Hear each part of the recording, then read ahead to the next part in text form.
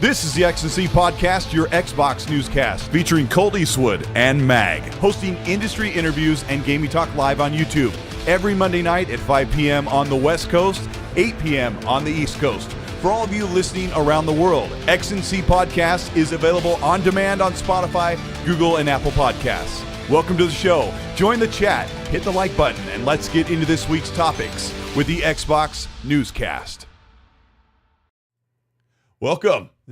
I'm Colteastwood. It's so good to have Mag back. He was on vacation, and you had to get away. You had to get away and touch grass. How have you been? Yeah. What have you been doing? What were you doing out there? I have been fantastic. Yeah, well, I mean, it was the Canada Day long weekend last weekend. And of course, that kind of dovetailed right into the 4th of July for you guys, and then went into the weekend again. So I basically worked like 2 days, and then I was back to like the weekend. So I'm like, you know what? I'm going up north. So headed up north to the brother-in-law's cottage. Been doing that, but you know what? I've been still doing a lot of gaming, still doing a lot of listening, still keeping my ear to the ground, knowing what's going on in the gaming world. So we still got lots to talk about, even though it's the middle of the summer. It doesn't seem like a lot's going on, but you know, there's still stuff to talk about. But we still have a lot. There's still a lot, a lot. Don't worry, honey, it grows. Anyways, Colt, how have you been doing? Just had to pull on it. I've been okay. You know, I checked the weather for you in your neck of the woods, and I think you guys are in the mid 80s in Fahrenheit, and we're at 100 where I am. So we've just been relaxing. I got like a ton of sun. I probably don't look like it on camera, but I'm pretty red. I got a pretty good sunburn on. You can actually see it. Yeah, I should pull up my shirt, then we get a nice show. But yeah, it's been pretty good. I had a good 4th of July weekend with my family. My mom's in town, and she has no idea about X&C Podcast or about really anything that goes on with me as Colteastwood. But so we could talk about my mom for an hour if you'd like, and she would never know about it, Mag. It's okay. You know what? Marge Face in the chat, we're going to talk about his mom for the next hour. He's like, oh no, Mag is back. Bring back the other guy, either Wolf or Gaz. How about your mom? We can talk about her. I already hacked into her OnlyFans. If you want to go check that out, Marge Face. Trust me, I looked at everything but her face. But anyways, Colt, carry on. You can't win. Like, I had Red Wolf on last week, and we had a pretty good time. I don't think we got anything accomplished, but people were missing the Mag. Some people were like, I don't know about this new guy as the guest, and then there was people that liked it. It's just, I guess it's just the way it goes. But it's just the way it goes. You know what you do? You listen to nobody. I'll tell you this right now. Right in the air. Okay. When I launched the YouTube channel in September, mine here on YouTube and on Rumble, I'm not going to read a single comment in the comment section. Not one. You know what I'm going to say? We'll see how long that lasts. Dude, no way. I'm not doing it. You know what I'm going to do? If you want to tell me something, you could DM me personally. Because I've noticed, I'll tell you this right now, I've noticed that when you go back, I'm not talking about the live chat, because the live chat are awesome. Well, except for Marge Face. But and Magnum, whenever he decides to show up. There's Magnum! He's already here. Yeah, he's there. Son of a bitch. What's up, Magnum? Sure loves people's moms. Yeah, Magnum, he's already, yours too, Magnum.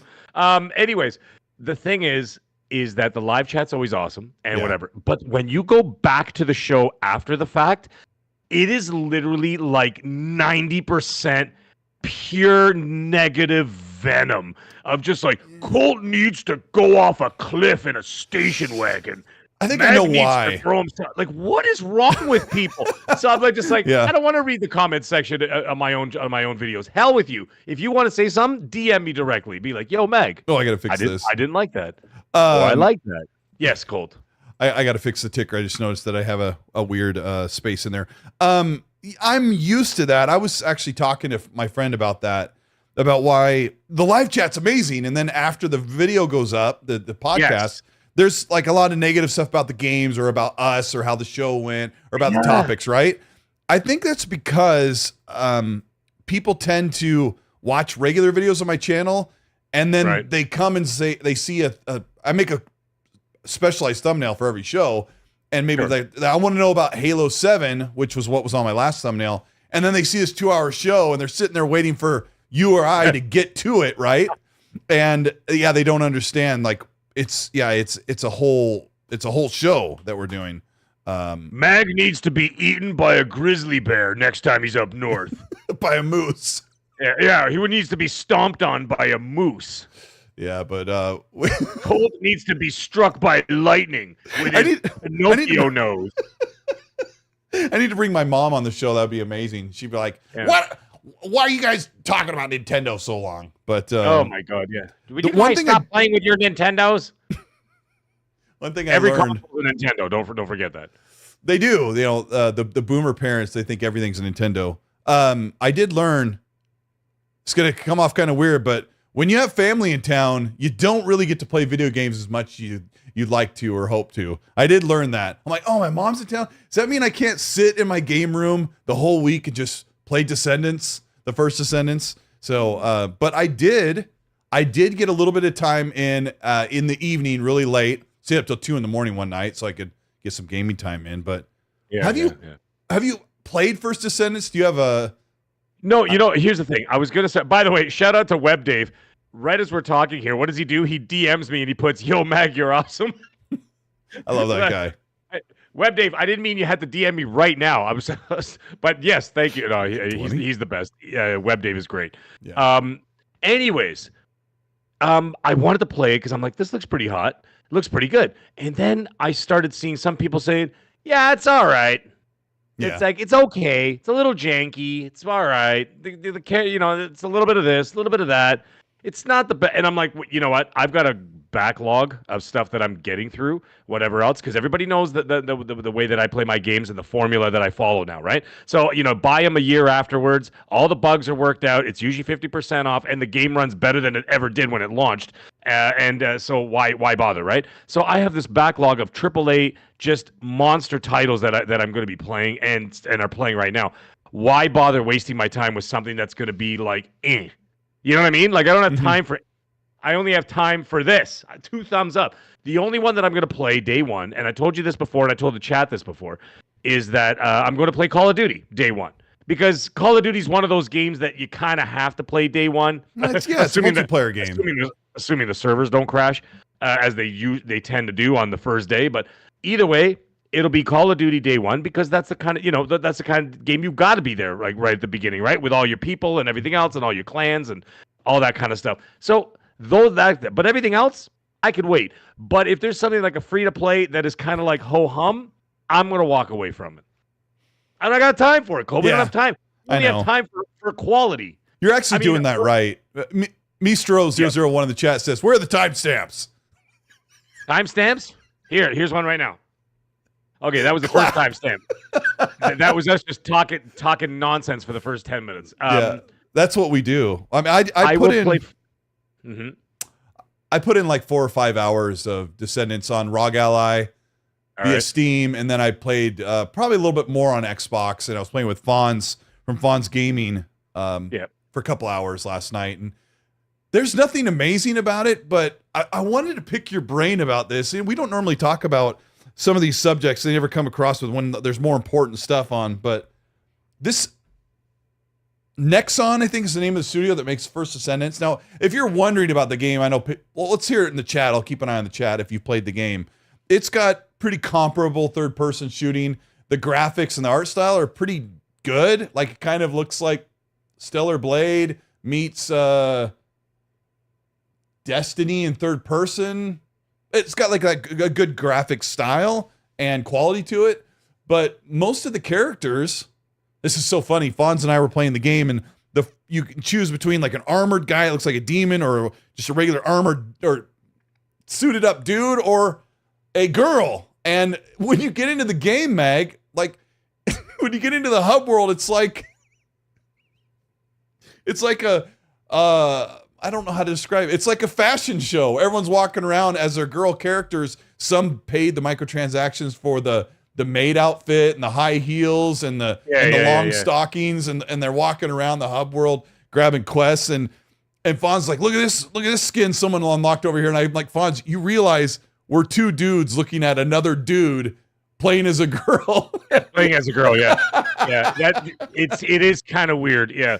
I'm seeing some people in the chat here. Colin Waters saying controls are janky. Little Evil Gaming is saying it's decent, nothing special. Sure. So when you start looking at things like that, these things to me start stacking up in that negative column where I'm just like, you know what? It's not a negative. I'm not saying it's a negative. weight Like it's column. like I'm never gonna do it. But it's the kind of thing where I'm like, you know what? It's gotten to the point where I would have to have literally no games to play. Right? I would have to have no backlog, no games to play at all, and then I'd sit down and go like, you know what? I got nothing else to do. Yes, you in the front, Mr. No. I mean, that's me right now. I kind of have I nothing. Thought you were. I thought you were putting your hand. hand up. Oh, okay. Sorry. I thought he had his hand up like he had to ask a question. I was going to be like, yes. Can I use the you in the bathroom? front. Yes, I'm Colteastwood from ABC News. I have a question for the mag. Yes, go ahead. No political questions, please. Anyways, in all seriousness, it's just not going to do it for me. Now, the thing is, actually, I am going to push back on something I actually said a little earlier. Call of Duty won't be the other one I'll do day one because we are going to be discussing some of those games. For example, any game that comes out in Game Pass, like a first-party game or even a third-party, like, publishing deal game, whatever, like Flintlock, I will play those day one because we're going to talk about them.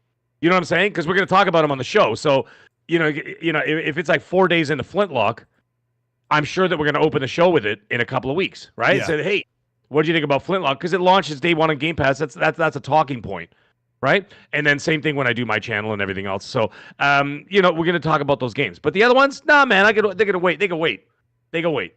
Same thing with Avowed. Same thing with the Indiana Jones and Call of Duty. Those games, because they're available day one on Game Pass, I will play those day one so that we could talk about them and see. How they progress from day one until whatever next year when they continuously work on them and get better and all that. So. Yeah. And the chat's asking, like Alex says, is this about the First Descent? Yes. And the reason why I'm playing it now, like there's nothing that I really want to play or pick back up right now. And all right, that's like fair. You've got all those complaints, like it puts it in the wait list for you. And I feel the same way, but sometimes it's like, I think I'm going to jump in. My take is I'm going to jump in on the First Descent now because this game may be nobody or my friends may not be playing it in 2 weeks. You know how those things go. I did the same with the Exo Primal. Yeah. Like this game it's great, getting numbers, Mag, but it's not highly scored. But a lot of people are playing it because it's free to play and it looks cool and it's got comparable shooting. There's a problem with the horizontal aim. It's really slippery, but the rest is fine. But it just doesn't do anything special. But I'm kind of jumping in on the ground floor while there's people playing and people are talking. Then you kind of get into this discussion. I guess that's why I'm playing it. But I don't know. I'll mess around with it for a bit. And it makes me wonder, as you talk about the games that you're waiting for, Mag, I mean, is there anything on your radar that is coming out in the next couple of weeks? Or are you just going to stay on Dying Light 2, which you haven't finished? No. I'm about 70 hours into Dying Light 2. I can't put the damn thing down. It is truly remarkable. It's just like Last Generation. Last Generation Dying Light 1 was in my top 5 games of the generation. Yeah. And now I'm playing this, and I'm like, this is slowly creeping up into that top 5 of this generation. So it is a remarkable experience. I'm absolutely adoring it. However, Flintlock is in a few weeks. I was interested that when I first saw the reveal, I think it was like a year ago, whenever the hell it was, and I liked it then. And I'm liking what I see now. So I'm going to play that. And it's not only I see Capone on the chat. I see what you're saying. I see it too. Yeah. He has to force himself. I'm not forcing myself. It's just I want to be able to talk about them. So in order for me to talk about them, I'm not forcing myself to buy anything because I'm already in Game Pass. So you know what I'm saying? Like I'm not going to spend the $80 to talk about a game. It really is the right way to do things. It's just it's in Game Pass day one. I'm going to play it. I think I've asked the audience before in a poll, like how FOMO affects them. And it seems like half the people here, like they're like me when everyone's talking about something that you want to play. I don't wait. I guess it's the reason why I play a game that's like around a 7 out of 10. They're like, oh, it's okay. And then I'm like, oh, I might want to try it. But here's the thing, Colt, like, I hate that. And I want to give it a shot is not worth $100 anymore. No, it's not. Because that's another reason. Like people can say, oh, they can afford it. Yeah, well, yeah, we can, but doesn't mean we're going to do something stupid and just keep buying mediocre games for $100. Right? I'm not going to do that. I'm not going to do that not because of the money. I'm not going to do that out of principle. Right? And I'm just not going to do it. It just doesn't make any sense to me. Now, Game Pass, because I already have it. Whatever. If the game is in there, just like I mentioned, those 4 titles, Flintlock, Avowed, Jones, and COD. And I will play those day one because they're right there. So you know what? Dying Light will take a back seat for like 4 days, 5 days, whatever, Yeah. while I play through some of these games or whatever. And that it's right there. Like what? Like if anybody's talking whatever smack about it, what are you gonna be doing, smartass? You're gonna be playing it on Game Pass day one too. So shut up. Okay, Capono, I like you. I'm just kidding. I'm just messing around. But anyways, in all seriousness, yes. But if it's a game that's like, well, it's a 7 out of 10, it's not bad, but we could see it improving down the road kind of review. Mm-hmm. I'm not going to spend $100 on that. You know what I'm saying? Like, that doesn't make any sense to me. Yeah, I would also give a good cautionary warning to those who are looking forward to Flintlock Siege of Dawn. It's coming to Game Pass, and it might be great. My friend Fonz played it. He said the demo is pretty cool, but he's like, I don't know if it's going to be amazing. But he said, I liked what I played the demo. I think I said that last week. But I'm just going to be cautiously playing that. But is like the demo Meg an said, old build? I thought it was an old build, though. I mean, he didn't really have major gripes about it. But yeah, I mean, it's, I don't know, just one of those things that it might be an okay game. Maybe it's one of those like average rated games, and that's all it is. But, you know, in July, why not? Yeah. Dude, listen, we're both gonna play this bloody game, okay? It comes out on what is it, July 18th? Yeah. July 18th. So what day of the week is that? Anybody know offhand? Okay, the 18th is a Sun. Of Thursday. Course it's a Sun. It's Thursday. Sorry. It's Thursday. Oh, sorry, I was looking at June August or something. Okay, so it comes out a Thursday. That gives us 4 solid days to give the game a go. You know what I mean? So by the time we come back on XNC on the Monday, we could say, hey, you know, X, Y, and Z about this game or whatever. You obviously have a pretty good feel about it at that point. And you never know. I mean, sometimes there's those games that just get their hooks in you. Yeah. You know what I mean? And like it takes a day or two, and all of a sudden you're like, all right, this is not bad. This is not bad. This is not bad. And then all of a sudden, day 3, you're like, I can't stop playing this. You know what I mean? And then all of a sudden, like it's like it just clicks. One of my moderators just told me I had your name as Red Wolf still. I'm. That's fine. I'll be Red Wolf for today. I'm into role playing anyway. Hey, maybe it'll work out in your favor. Who knows? Hold on, where's the? There it is. Hey, well, now I got to hit more than one button to get that up. Somebody sent a. What? Jeez, come on now, Mag. There we go. And then we got to bring it. We got to center it. I'm a graphics guy. Like I'm a graphic designer. Everything's got to look halfway decent. Interesting super chat, and I'll just briefly gloss over this discussion, but the super chat comes in from, this one's out of order, but from Paraf.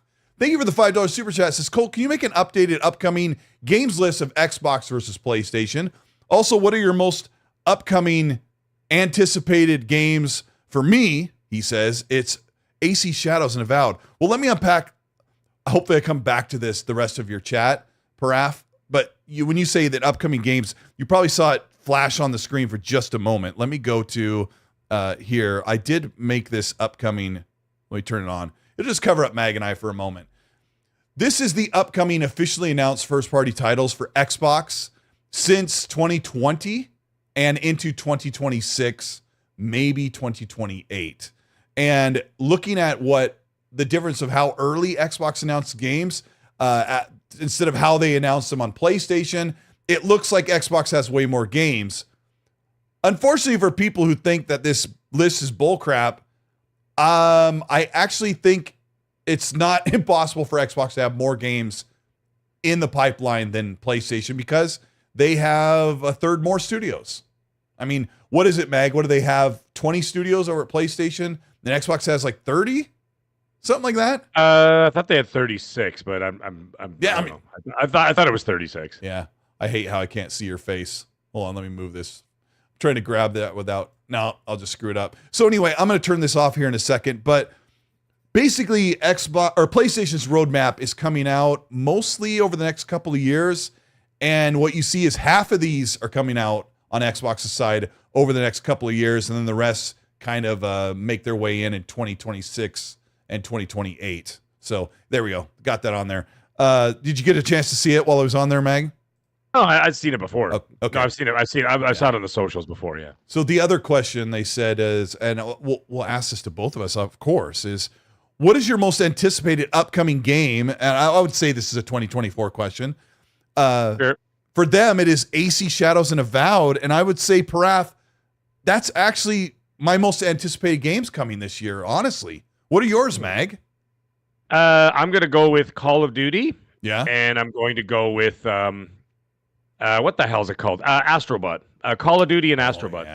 Yeah. I am greatly looking forward to both of those games. I understand Skill Up played Astrobot, and he said it is nothing short of magnificent. From what he said they practically had to tear him out of the studio. Yeah. When he went to go do his little spiel, whatever. I watched his video. But yeah, and then Call of Duty just looks incredible. I mean, Call of Duty, is Call of Duty, but I've always been a Black Ops fan, except for Black Ops 4, which I think it was an absolute like an abortion of a game. Was 4 just the battle royale game? It was just the multiplayer and the really crappy zombies. Really crappy zombies that year. I thought Black Ops 4 was the battle royale thing. Well, you'd know better than I would. No, I think you're thinking of what the hell was that mode that they had? They added in there. It was before they added Warzone. It was before Warzone. Which one was that, chat? It was called Black something.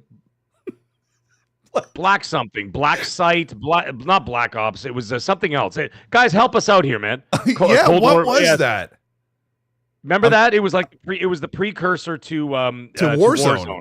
Yes. Blackout. That's right. Blackout. I told you. Okay, I knew it said something. I knew it was black something. So yeah, this is why we have Mag here, because he is all knowing. And well, yeah, no. I mean, what else would Astrobot be besides amazing? Apparently the tech it's incredible. Incredible. Yeah, I'm excited to play it. But anyways, that and then the Call of Duty this year just looks incredible. And again, I will be playing that on Xbox this year. So I have hundreds of people DMing me, messaging me, saying, "Mag, when are we gonna do this?" And I'm like, "When the game comes out." I said, "I'll be there day one. We'll make some groups. We'll make some clans. We'll do some community stuff. We'll have a blast, man." So we'll do it. We'll get into it real good time. So yeah, those are the two that I'm looking forward to the most. Now, it doesn't mean that I'm not looking forward to Indiana Jones or AC Shadows. AC Shadows, I'm gonna wait to see what's going on. And never mind the discourse about all the other stuff with AC Shadows and Star Wars Outlaws. I want to see how the actual game plays. You know what I mean? And I want to see how they go between ninja and tank. Characters. Right, so I'm not interested in being a tank at all. It's not my either. Style. It's not my AC style of play. I could go in there and I could go into one of those strongholds or one of those forts in any of the Assassin's Creeds, and there could be 50 guards in there. I send my bird up, do my thing because I love AC games. Do you think that you'll be able to be a little bit more swift? I don't know. Can you say his name properly for me? The samurai. Yasuke. Yasuke. Yasuke. Yeah. Do you think that you can use a katana and he's medium speed? Because I can imagine his whole and only play style is heavy weapon. That's why I'm waiting to see. That's why I want to see what they got. Because what we saw so far was him bursting through those the rice paper doors, and then he took out the two dudes. Is that what those are made of? Yeah, it's rice paper. Yeah. Oh, Daniel-san. Yeah, we gotta get you to Colt. We gotta get you to Japan, Colt. We gotta get Japan to Colt. We gotta get Colt to Japan. We gotta get Colt to Japan. A couple of years ago, when the Karate Kid TV show was really hot. My God, Cobra Kai. With Cobra Kai, I went back and watched Karate Kid 1 and 2, and then I watched 3 for the first time a couple years ago, and that's absolutely horrible, in my opinion. Yeah. Wasn't very good. There's a scene in Karate Kid 2 where they destroy Mr. Miyagi's dojo. Yeah. And I teared up, bro. I was tearing up. It was amazing. And they ruined those rice window door things. Oh gosh. It's rice papers. I always mess up this name. Is it Satius or Sathius? Either way, it says at Mag, did you play Assassin's Creed VR? That is the only one I haven't played yet. My cousin bought it for the Meta 3. And I was going to go give it a test run the next time I'm at his house, which is going to be in the next few weeks. So I will report back on how the AC VR. He says it's great. He loves it. So I'm going to give it a shot. But he's playing it on Meta 3. So be interesting to check it out. But anyways, I need to see more about Assassin's Creed. I want to talk to you about Assassin's Creed. Is that okay? Yeah, of course. Let's go for it. There's a petition going around that has over 50,000 signatures that wants Assassin's Creed Shadows to be banned in Japan. Now, correct me if I'm wrong, chat, on the terms of agreement of the petition, but as far as I know, that's what the idea is. this game is not historically accurate, so they want it banned in Japan. They don't want it to be sold there. They don't want it to do anything because they don't like the characters chosen for Assassin's Creed Shadows. Now Meg and I haven't talked about this, but it's kind of getting to the point where you and I love to make fun of people who pretend they're going to boycott and they all end up going buying the game anyway because nobody has a backbone. They just want to play games and have fun. I don't know. Sorry, I was reading something. Greg K in the chat says actually it has 70,000 signatures. 70? Okay, 70, it was at 50 2 days ago. So yeah. But Capono, what do I got to be careful for? What am I got to be careful for? I'm just gonna say it like it is. Listen, who's they? First of all, when they're saying they don't want it in Japan, are we talking about? The Japanese? Or are we just talking about anybody can sign this thing?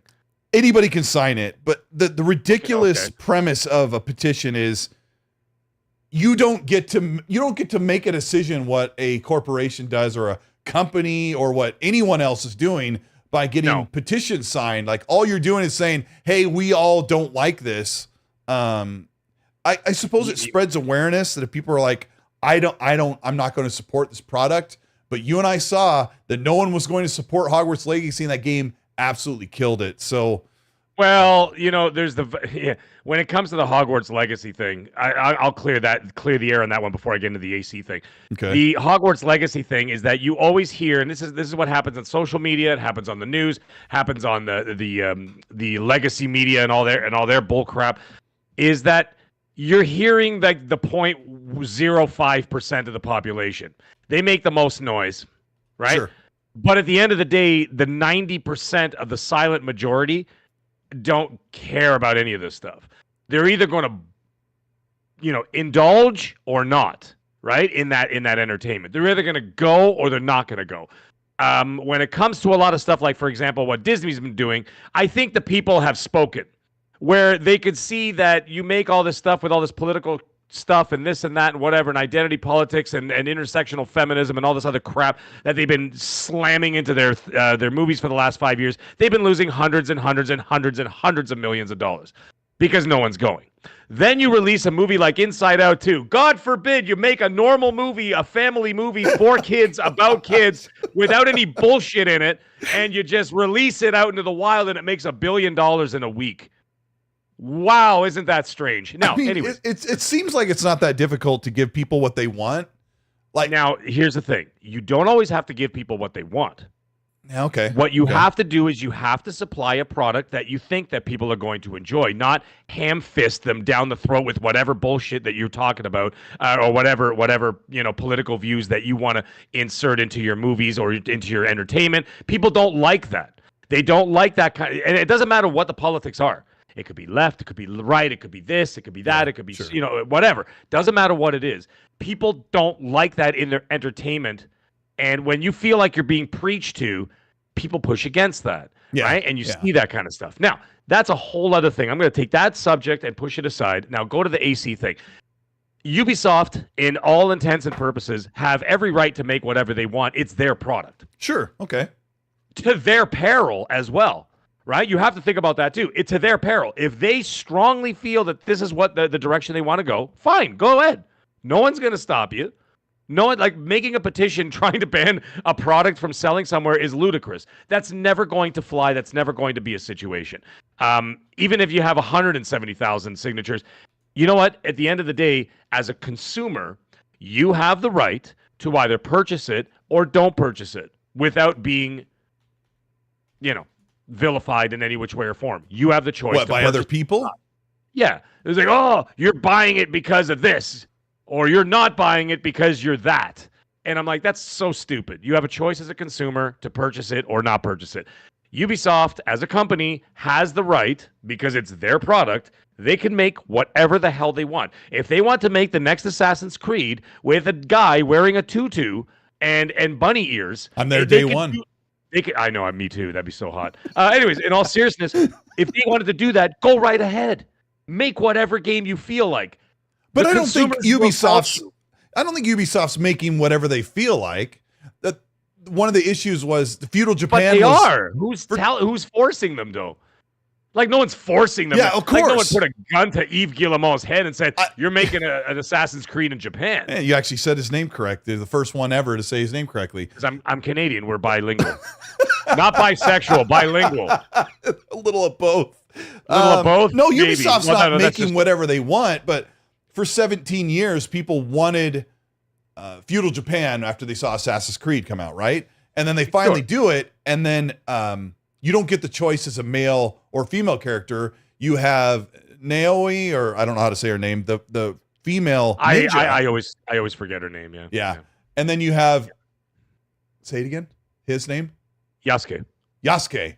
I will never get that right. Then you have Yasuke, who historically, there was a historical account of an African-American samurai, but there is a Japanese YouTuber that explained that Yasuke was not a samurai. He was actually just a soldier that fought in that capacity or alongside or whatever with that side of I don't know the history of it. So I know the history who was it of it in the chat? I'm sure you do. Hang on, and I'll let you kind of elaborate on that. No. I mean, you can elaborate on it better than I do. I don't even know what word to use. Where is Little Evil Gaming said, who the F cares if AC isn't historically accurate? It's a game, not a history lesson. So they took the creative license to make Yasuke a samurai when in his history, he's in the history books. He wasn't actually an official samurai. He was not a samurai. And people are going to be mad about that. There's no point. I mean, like I said, if you don't want to play it, or if you feel strongly about it, there's no problem with that. Everybody is entitled to feel however they want about whatever. I've always been open to all of that stuff. That's why I don't get mad at people. I don't argue with people online about stuff. I'm like, hey man, if you feel this way, go ahead. Like, I'm not going to stop you. Yeah, that's the freedom of being able to I'm not buying AC. I'm not buying AC fine. Shadows. Same. Don't buy it. One more copy for me. Don't buy it. It's fine. It's no problem. That's your opinion. That's how you feel about it. Then don't purchase the product. Right. And then, but but this other stuff with this whole petition, it's nonsense. I'm sorry. It's never going to do anything. I have to fix the stupid thing I said. I said African American. He's not African American. He was from Africa. That's really so dumb funny. thing. Actually, you know what? I didn't even catch that. It was a knee jerk. Unfortunately, it's been so fluid about how we talk about different colors of skin of people that I made a mistake. Yeah, he was. I'm pretty sure he's from Africa but I don't know the history. But yeah, he's not. He didn't go over and live in LA for a few weeks and say, you know what, I'm going to join the Samurais. You know what? That would be a great story. Can you imagine you go from Africa to the Americas, then from the Americas off to Japan, and then from Japan back to Africa. Can you imagine when he gets back home, the stories he tells me, like, boy, you guys would never believe what the hell I just been through. What was it? Shanghai Noon with Jackie Chan and Owen Wilson. Freaking hilarious. Great movie. Yeah. Thank you for correcting me on that. Yes, he's an African character. Yes, and the thing is, when it comes to historical accuracy and everything else, like for example, I'll bring up another example. There's a movie, the movie coming out. It's going to be the sequel to the Academy Award-winning Gladiator, the one with Russell Crowe. Oh yeah. They're doing a second Gladiator, right? And Denzel Washington's in the film. Who's the main? I don't remember the guy's name, but I know that what the hell's his name there? The Mandalorian. I always forget his bloody name. Oh yes. Help me out, Joel, Mandalorian. Pedro Pascal. Oh Pedro my gosh. Pascal. Sorry, Pedro we shift Pascal's gears to movies. All of a sudden, my brain's like. No, there's a reason why I'm bringing this up. Yeah, I know. Get to it. So this is kind of ties into this whole situation, right? Sure. So if you look at the situation now, you've got for example, you got Gladiator 2 coming out. You got Denzel Washington in the movie, and then you got Pedro Pascal in the movie, and everybody's like, "Oh, what the hell is this?" Now we got Latinos and black people in ancient Rome, and I'm like, actually, yeah. Because if you actually know anything about our history, Italian history, my history, is that we had direct ties with Africa. We had massive amounts of trade with the country. And if you actually look at the southern parts of Italy, most of them were intermingled with Africans anyway, the Moors. The Moors were in there as well. There were actually a lot of black gladiators because they used to come over from Africa to make a crap load of money. Because they would go into the arenas, they go into the Colosseum, and they'd fight for cash, right? They were all like mercenaries. They make a ton of money. So having them in there is not like that happened. And even if you took a few liberties for storytelling purposes, Well, you're doing it to enhance a story because you're And trying it's to create Denzel Washington. Well, it's Denzel Shut Washington. your face and let him be there. Yeah. So you're just doing it to enhance a story so that you make it more interesting as opposed to historically accurate. Historically accurate doesn't always mean it's interesting. Well, so you want to embellish on something in order to make it more interesting for people. However, then there's the other side of the coin. Then you watch a show like Bridgerton and you look at the royal family and you're like, that never happened. You know what I mean? And so like you see like it's so utterly, I don't even have to explain it because anybody who's seen Bridgerton, you know what I'm talking about. It's an absolute, it's absolutely ridiculous.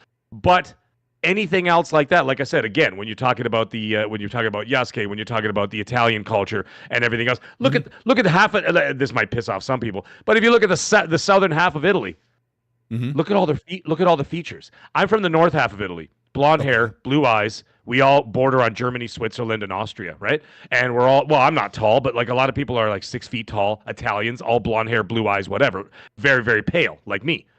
Then you go to the south of Italy where there was a lot of trade. With who? With the Moors and the African people and everything else. A lot of them lived there and everything else. And they said they were gladiators and everything. And now what do the Italians in the south look like? Black hair, darker skin, features. You know what I mean? Okay. Yeah. All intermingled into our culture, right? As they call it, olive-colored skin and dark hair. Yes. Yeah. Yes. And actually, a lot of southern Italians emigrated from. That's why in the United States, a lot of the Italians in the United States that you see are exactly that because a lot of them came from the south. The Northerners didn't go there. A lot of the Northerners went to Canada. Anyways, the point of all that is that they do exist. These things do exist. But if you decide to embellish any of this for narrative purposes in terms of making a better story or making an interesting story to flesh out an interesting idea that started with like just a seedling of a fact and then turn it into something, I don't think that should be that offensive to anybody. Like I said, at the end of the day, if you don't want to listen to the story or play the story, you have the choice to walk away. But I don't care about any of that stuff. I just want to see how the game plays because I want to check out because the thing is they're forcing you to play 2 characters as opposed to the last 2 games, not AC Origins, but where you got to play as Bayek. But the other 2 you got to choose, right? You got to choose between a man and a woman, right? In the last. And in fact, in Valhalla, you could change it back and forth at will, which was. Oh, did you really? I didn't know that. I actually didn't know that. Not a lot of people know it because you go into the Animus menu and you can change to female Eivor like in the middle of a mission, and it doesn't matter. Like they just kind of let you. I don't know. I usually play as a woman in most of the games because I like to play as a woman. I don't know what it is. I think it's from my Tomb Raider and Resident Evil days back in the 90s. I didn't play as her because her voice was so utterly ridiculous that I chose the dude. Yeah, I always try to pick that because I begrudgingly chose. What was that TV show he was from? The biker show? Pretty popular Sons of Anarchy. Yeah, Sons of Anarchy. Yeah, so I mean, and he had a great voice and everything else. She sounded like this. She sounded like she's like, and I'm like, what the hell is this? I had to turn it off. It wasn't the looks; it was the voice. When you were talking about like the Gladiator and who they cast, and they got Denzel Washington playing like a. I haven't really looked into it, but he's playing like a leader or some type of. He's playing royalty. He's basically not royalty per se, but like as a lord. Now, yes, you guys have to forgive me a million times over because when it comes to history, unlike Mag, I sat there and drew cartoons all day. So my knowledge of history comes as an adult when I finally say, hey, I need to catch up on this stuff. But when you think about the Gladiator movies or the Rome era movies that came out a long time ago in ancient Hollywood, like it was just all a bunch of white people that were making movies. And now watch an Egyptian movie like from like the 60s. Right, it's a bunch of white guys, right? It's all British people. Yeah. So they all have British accents. They're like, us here in Egypt are here to look at the Nile. And I'm like, that doesn't seem very North African to me, but okay, cool, whatever. Just like when you watch a sci-fi movie, the bad guys have British accents because, I don't know. Well, because it sounds... there's something sexy about the British accent, not the northern British accent, like, who wants a fucking burger?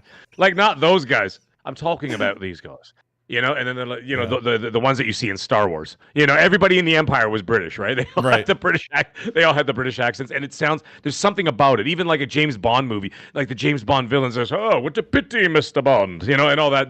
It just sounds better as a villain, right? It also spreads out we're not shooting this in one studio. Like this universe is massive. It's so massive that the people from this planet have this kind of accent. I remember in Mass Effect 3, one of the Prothean character had a North African, I think, accent.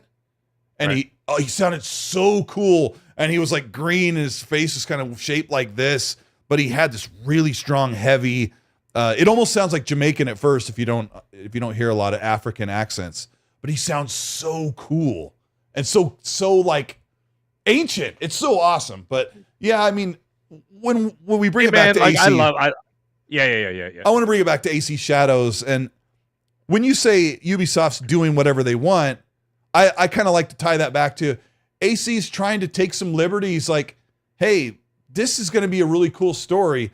And you talk about how you don't want to play as the tank. And I'm thinking, I'll bet halfway through the game, I'm going to like playing missions as a tank.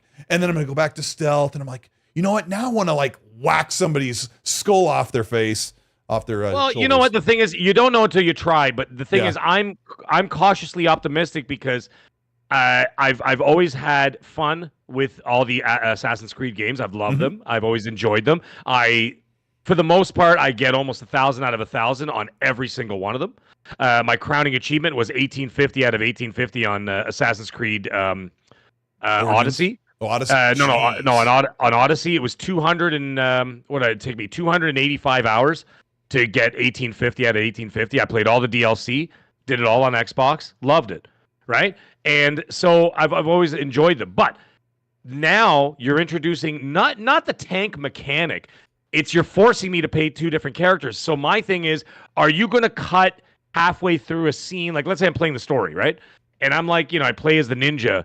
And then all of a sudden, the next scene I'm playing as the tank. Then I'm back to the ninja. Then I'm back to the tank. Then I'm back to the ninja. And it's going to start pissing me off where I'm going to be like, yo, I'm losing narrative focus here. Because, you know what I mean? Or I want to sneak. You're going to be able to sneak as Yasuke.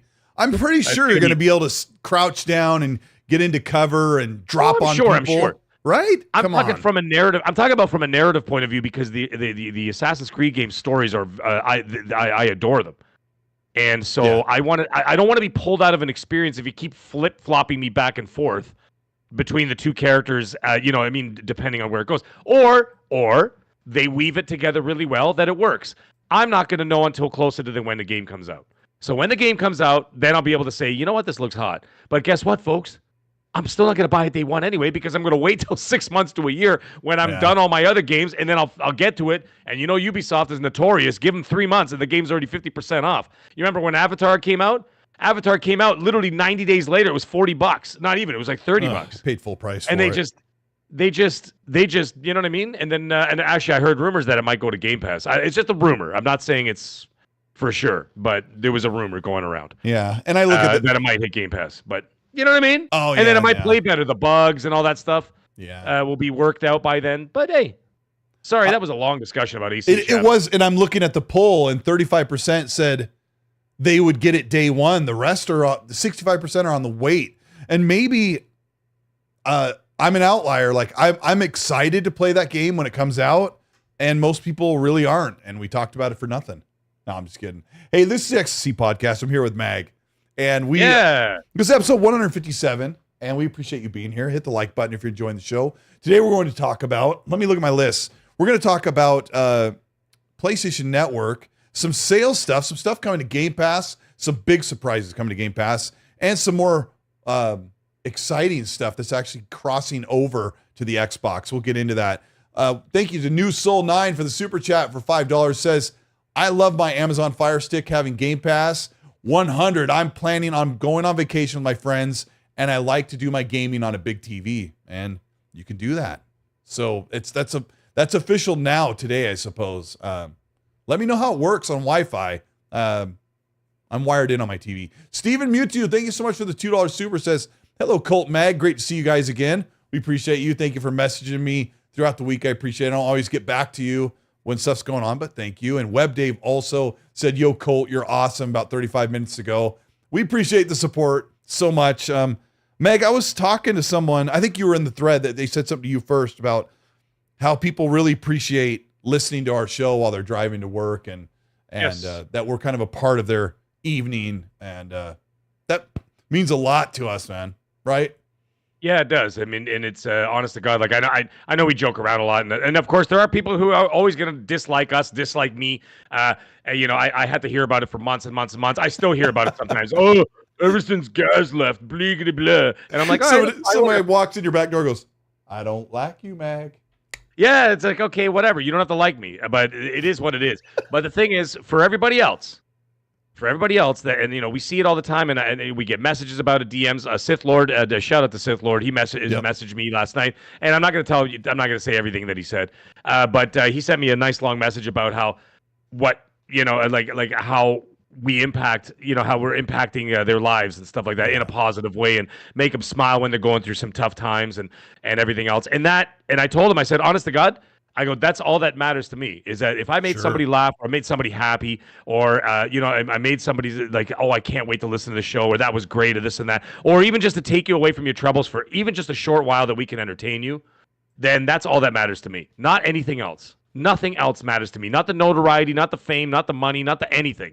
No, I don't care about any of that stuff. It's all that matters is that if we were able to impact somebody in a positive way, even if it's one person, then I did my job. That's how I feel about it. It's just like when I'm at work, when I used to be an executive chef, like in the actual restaurant business before I, moved up to like culinary directors and stuff like that. But when I was actually on the floor cooking all the time, right? Even if I made 1,000 steaks, but if I had one guy come up to me and says, that was the best goddamn steak I ever had in my life, man, thank you so much, and this and that, let me buy you a drink or something, whatever, right? That's all that made I would tell him, I said, you know what? I said, all I asked for was a thank you. Oh, wow. I don't care about anything else. Put me on the cover of a magazine, put me on City TV, put me on whatever, put me on the TV, whatever it is. Don't care. Just have somebody come up and say thank you. That's it. You know what I mean? That's it. All of this, just say thank you. I mean, if you like it. If you don't like it, then if you enjoyed the show, say thank you. And I want to add to that, Mag, because just even this weekend, there's a couple rough spots for me this weekend, and I just want to say thank you to the audience for you guys being here. There's over 500 of you here on a week when there's not a ton of crazy gaming news. You being here has given me some therapy just to sit and talk with you guys, because we feel like we got this conversation go back. I'm watching the chat. I'm listening to Mag. Mag and I are having a conversation, and we're talking about the stuff that we like more than the problems we deal with during, the weekend or during whatever's going on. And hey, you do just as much for me as I hope I can do for somebody like Sith or anybody else in the chat who enjoys the show. I just got to say thank you to that. And Mag, it's always good to have you here. When you're not here, I always feel like there's something missing. I can't put my finger. What's missing? Oh yeah, Mag's not here. Yeah. So Zocker, take it easy, man. He's giving me these Bill Cosby vibes. Listen to what he says. He goes, Mag, I'd buy you a drink and make you feel special. I'm like, I'm thinking about calling the cops on Zocker right now. Anybody, guys? Oh, Zocker's awesome. Think? Yeah, I've been talking to Zocker all week too. Shout out to Zocker. 87. Blaka. He's a good dude. Maxie Coleman, thank you for the ARS 50. Says, tomorrow Messi is having Canadian for dinner. The hell with that. I put $100 on Canada to win. You know what the payout's going to be? It's going to be like $4,500. I'm telling you, something wacky's going to happen in that game tomorrow night, and Canada's somehow going to win. Plus, I may or may not have paid a couple of my Italian buddies to take out Messi's leg before the game. But that's neither here nor there. So anyways, we shall see. Anyways, it's going to be an exciting night tomorrow night. And the Mariners beat the Blue Jays in one game, and then they've been clobbering them ever since. So Canada always wins. Always. Well, let's just calm down. Let's wait till Trudeau's gone, then Canada wins. Anyways, carry on, Colteastwood. Let's see. We got Steven Mewtwo has another one for 2. Thank you for the super. Says, could we expect Forza Horizon 6 next year, Colt? Yeah, I guess. I thought they were going to announce it this year for 2024, and I don't know why in the world they went from a 2-year dev cycle to a 3-year, and then now all of a sudden it's a 4-year dev cycle or whatever. But You know what? Do you think? And I'm asking. I'm just asking. All right. Sure. Before everybody starts jumping out of windows and off of bridges. Do you think it's because of Forza Motorsports like very lackluster launch and reception? I mean, they're two different studios, but no, I know, but it's still the same name. I'm just asking. Do you think maybe they, no pun intended, pumped the brakes and just said, let's get it. Let's make sure it kills. Make sure it absolutely crushes. I mean, it usually does, but it always does. Forza Horizon is my favorite. I don't think of I know it's mine too. I don't think of Xbox as being super proactive. So I would think it's more likely that they're like, we're just not ready and we need another year. And why? Or it's just crowded. It's also a crowded year. I mean, like I said, you've got Shattered Space. You've got Avowed. You've got Call of Duty, which is going to be a monster release. You've got Indiana Jones. Yep. You want to shove Forza Horizon up our nose too, all within 2 months? That's ridiculous. You're oversaturating, and and as a result of oversaturating, it's going to underperform. So because you want to give it time to breathe, so that you can have the engagement numbers. You know what I mean? Consistent engagement numbers. Next year is packed in the fall too. Well, then don't release it in the fall. Maybe release it in the spring. What the hell? Like, why does it have to be the fall? It's like, you know what I mean? What's wrong with April? Good call. Yeah. What about April? April, May, June. That'd be a great time to release it. That might be when we get Gears plus Dark Ages. Let's also don't forget, guys. Next fall is Grand Theft Auto 6. Oh. You want to drive around in Miami, or you want to drive around in wherever Horizon 6 is? Whatever the hell is coming out within 3 months after, or is it 3 months? 6 months after Grand Theft Auto 6 is a wash. Except for maybe Spider-Man released next to Red Dead Redemption 2, but Red Dead Redemption is not as big as GTA. Yeah, it does incredibly well, but it ain't no GTA. And it ain't a 12-year wait. This is a 12-year wait. Remember that. Yeah. I'm going to say Horizon 6 is next year, which means they'll show it at Showcase, and then it'll come out that. But sure, I'm with you, Mag. Let's put out Horizon in the spring. Why wait? So then, why don't you just show it? Why don't you just show it at the Game Awards if they've got it ready to rock? I mean, this is under the massive assumption that the game is ready to rock, right? Like if the game's ready to ship. But let's just say, for argument's sake, it's ready to ship. You know what? Show it at the Game Awards. Yeah. Release it in the spring. Done. All right. Dub. And then you save the fall for what? Grand Theft Auto, Call of Duty, Fable, and then Fable, and what else did they announce for 25?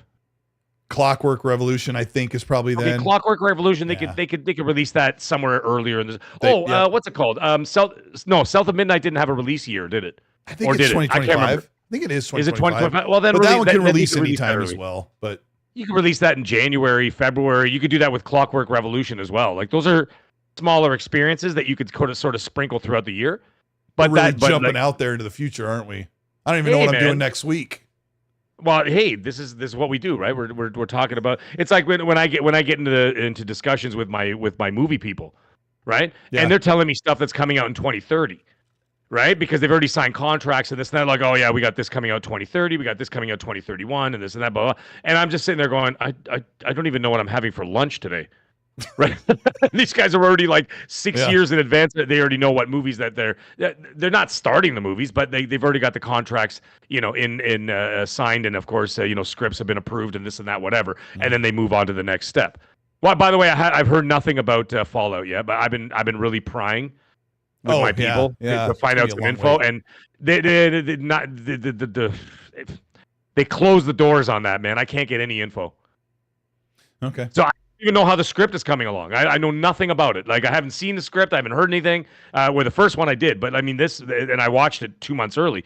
But this, it's either it's on the back burner for now. They're just giving it time to breathe, and they're working on it privately. But I haven't heard a damn thing. So trust me, I've been trying, man. I've been poking and prodding, trying to get some info on it. But I'm like, they're tight. I'm being very patient about the next Fallout season because we just wrapped on it, but I'm watching it. Yeah.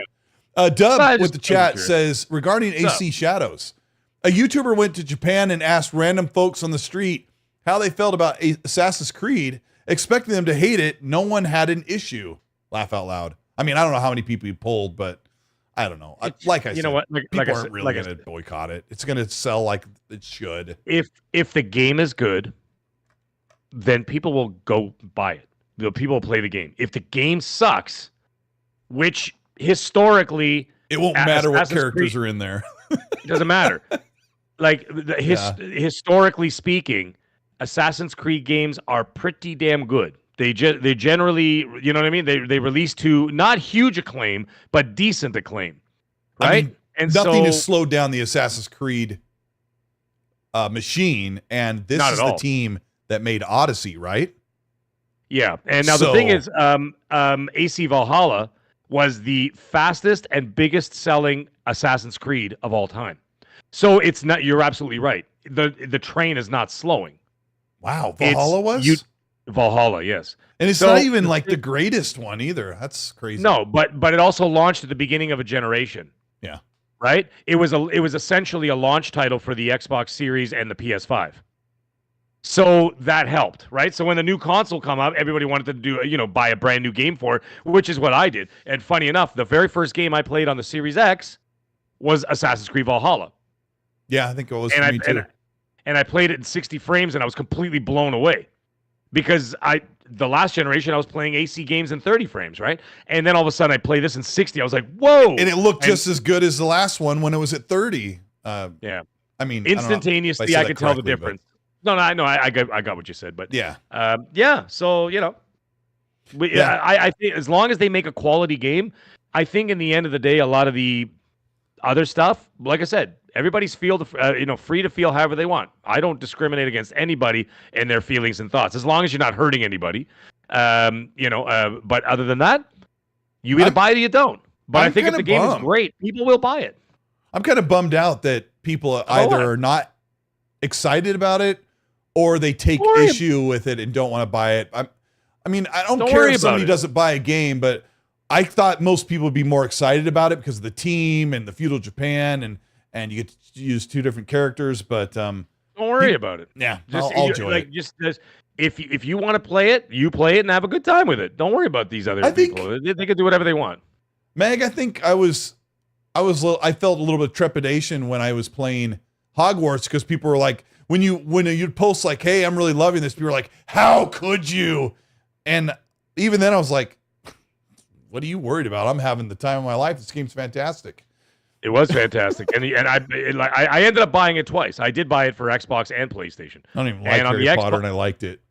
I love it. I love Harry Potter. I love everything about it. In fact, actually, they're starting production of the HBO Harry Potter's coming very soon. And by the way, if anybody knows, if you know, you know, the people who made Succession are the ones who are making the Harry Potter HBO show. So that is good news. Really, really good news. Anyways, I got the 1,000 of 1,000 on Hogwarts, and then I bought it again for PS5. I haven't started it yet, but I'm gonna platinum it as well. But you know what?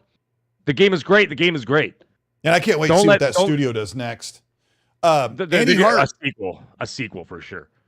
Oh yeah, they've talked about doing a multiplayer, a cooperative version for the sequel. So yeah, I forgot about that. Andy Hart with the £5 super says, regarding the issue with Forza Horizon 4, I bought it digitally. Do I need to buy a physical copy? Hearing it's being delisted. Now, this delisting of the Forza games is full of so much misinformation and incorrect ideals of what that means when a game is delisted. If you bought Forza Horizon 4 on disc or digitally at any point, or you buy it before it gets delisted, pay attention. You can play that game whenever, wherever, at any time. You can uninstall it, reinstall it 100 times over into the future. That game belongs to you. As long as Xbox Network and the Xbox platform is alive, you can play a delisted game. The only problem with the delisted game is you have to buy it before the delisting begins.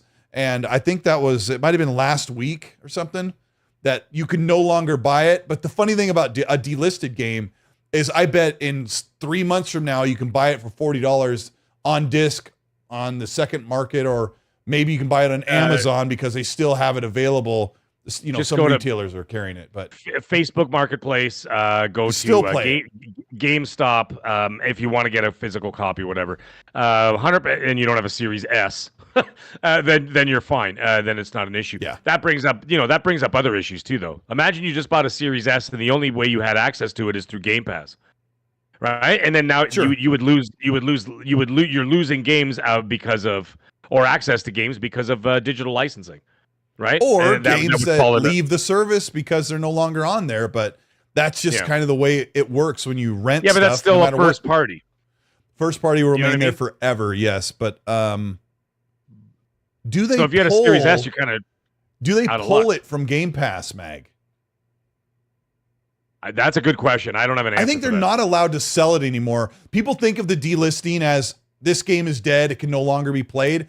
That is 100% not what delisting is. Delisting is the licensing on the car models and the music is no longer allows them to continue to sell that product because the licensing is expired. So if you own the game, you can uninstall it and reinstall it in 2029 and it'll still be there, fully playable. It's only a problem if servers go off and you can't play cooperative or whatever, but that's like, that just happens, whatever. Sean Kramer, that's the most original reimagining of my name. Thank you very much. Did you see it?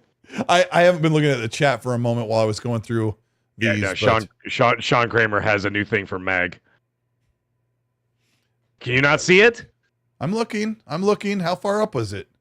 There it is. It's right. Yeah, you see it right under Stephen Mute. Hey, you are, and I am too. And I'm not even a grandpa. Hey, I'll be whatever I need to be. I guess that's a new one for Mag. Yeah. Well, whatever. All right, I'll take it. That was pretty funny, actually. That's pretty funny. For MAGG. Yeah. Yeah. Chat, I like to to use Mamory have a when I laugh talk about your name. The Mamory is what the M stands for. Yeah. Yeah. Well, so my wife calls me a boob on a regular basis, so yeah, it works out. Anyways, yeah. Yeah. I mean, we can't catch a break. The chat gives us crap. Our wives give us crap. You know, my mom was whatever, man. We can't whatever, man. I just keep going with it. Just keep going. Moving. Chris R, thank you so much for the $10 super. He said Sorry, achievement unlocked, $10. Just like pops right in my ear. Chris R, thank you so much for the 10. Says, I find it funny that we suddenly care about the accuracy of a series that had Leonardo da Vinci build death machines for us, also chasing the magic gold objects left by aliens. Calm down, people. He's so right. But I think people are so... Leonardo da Vinci did make a ton of... he had blueprints for all kinds of crazy he invented machines, the Floyd Rose on a guitar, the Super Soaker.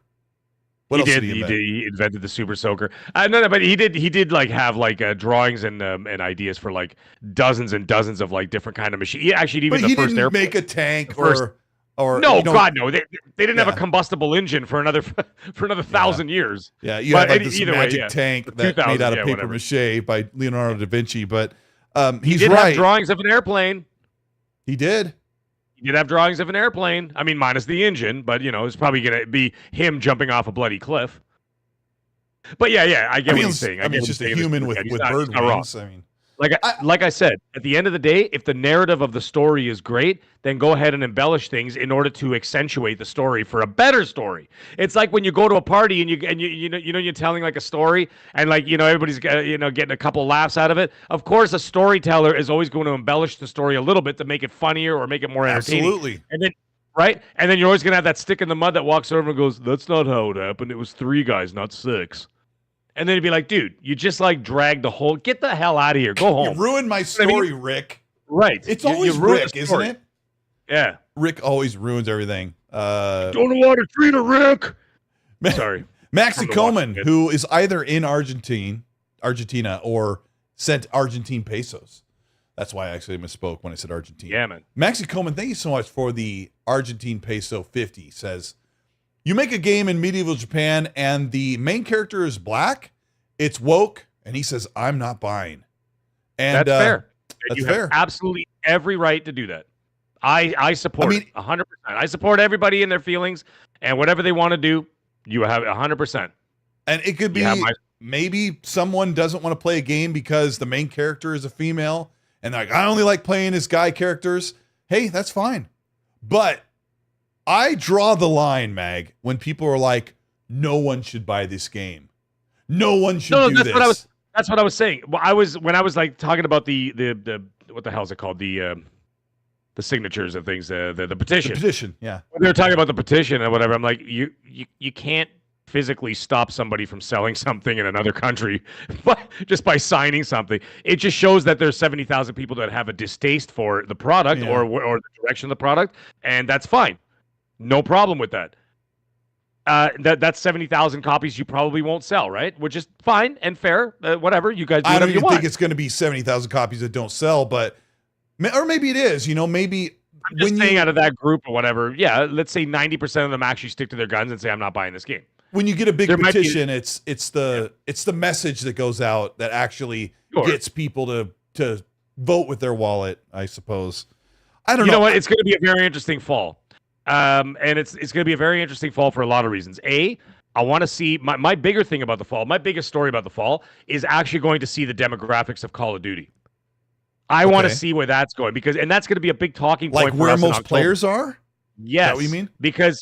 Because we know historically where everybody has been. I brought up that stat. I had the graph that I brought up of the percentage of people playing on what systems, right? I want to see after during October, November, I want to see the demographics of where people are playing Call of Duty. That's the story for me. That's the big story for me this fall. I want to see if Game Pass actually has an effect on the game. I want to see if people are actually playing it on Game Pass as opposed to just buying it, which the majority of people just buy it. But I'd like to see if there's going to be a shift in balance. You know what I mean? If there's going to be a shift in where the game is going to be played and stuff. That's the big news story for me for the fall. And then the AC thing, yeah, sure. I'll casually be watching, be like, all right, let's see how the sales go and whatever else. And then, but if people are going to turn it into some on both sides of the fence, you know what I mean? Like if it sells 1 million copies, you're going to have like some smart ass be like, you see, yeah, you're all just bigots. And I don't want to hear that crap either because that's all a bunch of pink hair bull crap anyway. So you know what I mean? Yeah, and I don't think we're going to see. I don't want to hear that either. I don't think we're going to see a noticeable decline that people can tie back to the controversy, but I don't think so. I don't think there will be. And at the end of the day, the majority of people that actually play these games don't actually watch these shows.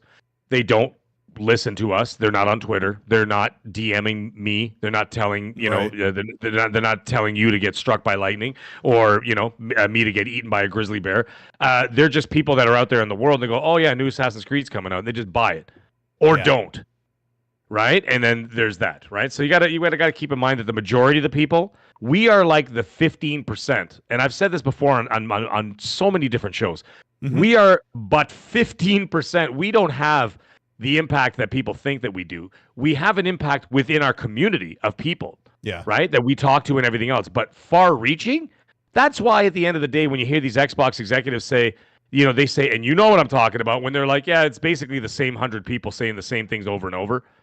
And whatever else, and the same thing, the anti-Xbox people, the anti-PlayStation people, it's all the same crap. It's all the same couple of hundred people spewing the same. It's like the same 5% out of that 15 are the ones console warring. The other 10%, it is a voice, but it doesn't have a significant impact on the industry. We are just neck deep in it, but we don't have the impact that I think people think we do. I think that to add to that, I think that the leadership for PlayStation and Xbox probably laugh at some of the things that they hear are being said 100%. Along the large voice that you talk about on social media, like Xbox is dead, Game Pass doesn't work, PlayStation's going to have to do this, or this isn't going to work. I think the actual truth of the matter is that money has to change. They have to change how they make their money, but I think they're all doing really well. Even Xbox is doing well. I saw a report from VG Charts that puts Xbox in the US alone, in USA, puts them at 17 million consoles against PlayStation 5 at 24 million. So if you look at just the US on a console that's not even required at all to play any of their games, their Xbox today was literally told the world, don't have a console? No problem. Get a Fire Stick. I just think it's interesting. Xbox's market is really only in North America. It's where it mostly resides. The way that people act or talk about the industry, that are the pundits on Twitter or podcasts like ours, our voice isn't really always aligned with exactly how it really works. And I know for sure that the industry, the way it works, we can only get so close to how the reality of what's going on. Our voices carry. Yeah, they do. And they do have a small impact, but it's generally the impact. It's within a community that already exists. We're not reaching the normies that nobody knows who the hell we are. Right? Sure. And I know a ton of people, and those people are the majority of those people are the ones who are buying Call of Duty, the Hogwarts Legacies, the Maddens, the NFLs, the FIFAs, right? Those people, they don't know who the hell Mag is. They don't know who Colt is. They don't know who Rand is. They don't know who Jez is. They don't know what Windows Central is. They don't know who the hell Phil Spencer is. They don't know who Hiroki Totoki is. They don't know any of this stuff. They just know that there's a game out, they're going to go buy it, and that's all there is to it, and they play it. Mm-hmm. Nothing about it. Even Hogwarts Legacy sold 20+ million copies, however many copies it sold, I think like 25 million, whatever it was. I could guarantee you the majority of those copies had no idea that there was some kind of a ludicrous identity politics culture war going on with Hogwarts Legacy, with a 0.05 of the percent of the population versus whatever else, and all the social media smearing and all that stuff. They just know that a Harry Potter game was coming out. Yeah, not a Harry Potter game. Excuse me, a game that takes place in the world of Harry Potter. No, they probably called they called it a Harry Potter game because they aren't as keyed in as the hardcore like we are. Hey, there's a Harry Potter game coming out. You play as your own. They see the commercials and they're like, "Oh crap, there's a Harry Potter game coming out." Yeah, or they see it in bus terminals. They see it on the subways. They see it on the train stations. They see it on television, and they're like, "Oh man, there's a Hogwarts game coming out." When HBO's Harry Potter comes out, does anybody care about identity politics and trans rights and all this other crap? No, they're gonna say, "Oh, Harry Potter," and it's going to break records, just like everything else, because the majority of people are not invested. Dude, it's the makers of Succession. Come on, man, this is gonna be hot. I mean, there was diversity in Fallout, the TV show. TV show is so great. If something sucks, like I know some people think, I do not want to get into this. I'll just make this statement, then I got to move on. If people feel like the Star Wars content sucks and they keep hearing that it sucks and they watch a couple episodes and it's not that great, which I hear often, then they blame the reasons. Like they break it down and say, why does this suck? Well, it's because they're doing this or they're forcing this or the writing isn't good. But when something's great, and I hope that Assassin's Creed Shadows is really great, that it can overcome that small minority that doesn't speak for the rest of the planet, because I've enjoyed stuff no matter what. So let me get to super chat here. We got Mash gifted 10 channel memberships. Thank you so much for doing that, Mash. Appreciate you. You've done that many weeks in a row. Thank you so much. And welcome to the channel, all those who got that about half an hour ago. Crippling Debt with the $5 super says, Mag, what would you rate Dying Light 2 so far? Rosario Dawson did such a great job, in my opinion. I adore her, though I may be biased. No, Rosario Dawson is great in the game. I actually didn't even know she was in the game. And then she showed up in one of the missions, and I was like, yo! And then she's now a main character. So I was super happy I love Rosario Dawson. I think she's so hot. But anyway, that's just me. She's great. But anyway, she's great in the game. But the game so far, honest to God, it's a 9.5 out of 10 for me right now. Oh, great. I love it. Now, the thing is, when it came out, I heard there were a lot of bugs, a lot of issues, performance issues, this and that, whatever, but, locked out missions, blah, blah, blah. That's why I played it a year and a half later, when I finally got around to buying it. When I finally got around to because it came out 2022, didn't it? So I didn't have any problems.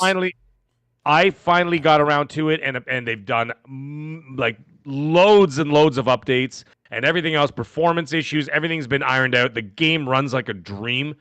And I absolutely adore it. It was 1080p at launch. By the time I finished it, they're like, okay, here's the patch. It's up to 1800p. I'm like, oh my gosh, why don't at 60 FPS? Like, the funny thing is, and I've talked about this before. I'm not going to get into it deep, but every time I play it, and the parkour, the detail in the parkour now is so remarkable that even if you're jumping from, like, let's say, whatever, like a shipping container, and there's like a chain link fence, and then there's something on the other side, you could clear the fence, or you could press a button and just tap your heel of your foot on the top of the chain link, and give you and it gives you like an extra 2 feet of clearance. You even feel the toe, like the heel of your foot hitting the top of the chain link, and it makes the sound. exactly as if you just like hit it with the back of your heel Techland's on the amazing. chain link, and it just go, and it gives you an extra 2 feet of clearance, and like the details are incredible. Now, the reason why I brought that up is that every time I play that game, and the parkour keeps getting better and better and better and better as you upgrade, all I can think of is, my God, please, Perfect Dark, please, whatever Techland did, do that. Yeah, I know, same. Don't do anything else. Do that. Because I do not want Joanna Dark to feel like sluggish or limited when she parkours. I want it to feel, because sometimes I spend like 20 minutes at a time just running around and parkouring because I'm like, I don't really feel, I just want to run for just a minute. And it was such a great feeling of freedom. And the shadow work and the lighting and the shadow work. Like when you're parkouring, you can actually see your shadow jumping from building to building, off the walls, up here, doing the roll, whatever else. And I'm like, if Joanna Dark can pull this off, you're already going to have a magnificent game just based entirely on the traversal alone is entertaining enough. Then you have what looks like really great looking gunplay in Perfect Dark as well. Yes. And some people have kind of figured out that it's a prequel. They've paid attention to some of the story beats from the old games and what they said in the trailer, and they said it looks like this is her origin story being reimagined in 2025 or 2026, whenever it comes out. Trail Roberts, thank you so much for the $2, says, I'm a truck driver and I listen. It's a big help. We appreciate you. Thank you. Thank you, dude. Thank you. We appreciate it. Every minute. Game Seeker is a friend of mine who I've been talking to. We were supposed to play the first Descendants when it dropped, and my mom's been in town, so we didn't get to play. And then he said, oh, I tried it. I don't want to stay with it. And I messaged him like, okay, I'm playing it. We need to give it a shot. So Game Seeker, if you're still here, you might want to reinstall it. We got to have a session and play it. Game Seeker says, thank you so much for the 10. Colt and Meg, are you excited for South at Midnight? Really like what was shown at the showcase. I am. I tweeted about it back in January with somebody I know played it, and said it was something special. And I reported that. I just kind of casually said it on Twitter. I said, from what I understand, that South of Midnight is actually something quite special. I didn't know what to think when you said that. Sorry, I have to interrupt. Because No. I remember when you said that. I didn't know what to think because I had my reservations about Compulsion Games, and I'd said it on the show a couple times. And when you said something special, I didn't take that at any value whatsoever because I'm like, I need to wait until I see it. And yes, Game Seeker. I hadn't seen. I'm really happy with what I saw. Yeah, I hadn't seen any gameplay myself. The only gameplay I saw that I saw was Contraband. But I didn't see South of Midnight, but I did hear in detail about it. The weapon, the stuff that I'm not going to spoil any of that stuff, but like the MacGuffin. Weapons, so to speak. Not a MacGuffin, Colt. I want to call her little weaving magic thing.